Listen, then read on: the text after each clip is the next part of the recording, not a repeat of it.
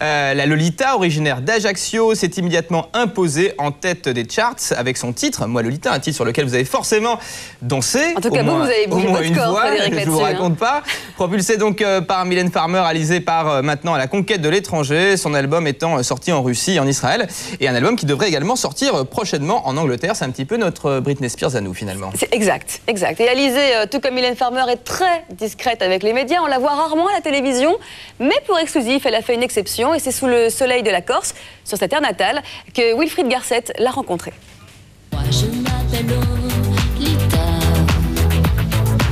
C'est sur les hauteurs d'Ajaccio que nous avons rencontré Alizée en pleine séance photo dans une villa prêtée pour l'occasion. Elle se livre après une année pleine de succès. C'est sûr que c'était une année très chargée pour moi et une année de bonheur aussi puisque je ne m'y attendais pas. Ça m'est arrivé, on peut dire un peu par hasard et c'est arrivé très très vite. Mais c'est sûr qu'on a du mal à réaliser au bout d'un an. Avec plus d'1,5 million de singles et près de 600 000 albums vendus, personne ne doute de son succès. La preuve, les derniers Energy Music Awards. Alizée. Élue révélation francophone de l'année, elle garde pourtant la tête froide.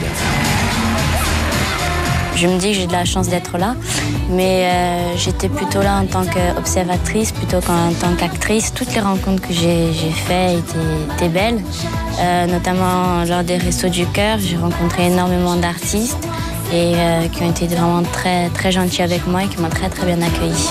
J'avais du mal à réaliser que j'étais entre Jean-Jacques Goldman et Patrick Bruel, par exemple.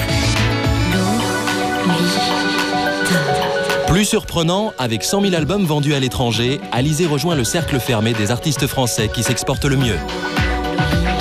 C'est sûr que ça fait un petit peu bizarre quand on sait que ça marche dans les pays étrangers, alors que la plupart des gens, je pense, ne comprennent pas le français. Mais toute médaille a son revers. Le succès d'Alizée l'a forcément obligée à changer quelques habitudes. Je fais plus les mêmes choses que je faisais avant, donc comme je vis à Ajaccio, donc je suis obligée de partir plus souvent, enfin toutes les semaines à Paris pour travailler. Je vois moins ma famille et mes amis, donc ça a beaucoup changé pour moi puisque j'allais toujours au lycée, maintenant je n'y vais plus. Mais ma mère a arrêté de travailler pour me suivre un peu partout et puis là-bas je suis très bien entourée. C'est sûr que je suis dans un monde d'adulte, mais lorsque je reviens à Ajaccio, je vois un petit peu mes copines pour rester comme j'étais avant. Comme toute Corse qui se respecte, Alizée attache une très grande importance à ses copines, des amies qui sont devenues ses plus grandes fans.